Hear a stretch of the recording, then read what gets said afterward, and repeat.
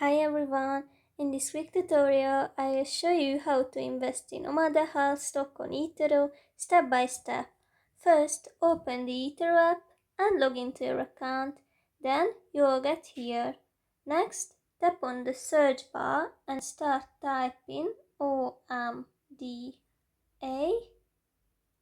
Choose it from the results and now tap the trade button to start your purchase.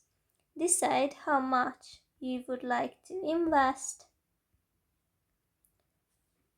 and you can also adjust a few settings. For example, you can under the order type you can pick market to buy immediately at the current price, or limit if you would like to set a specific price.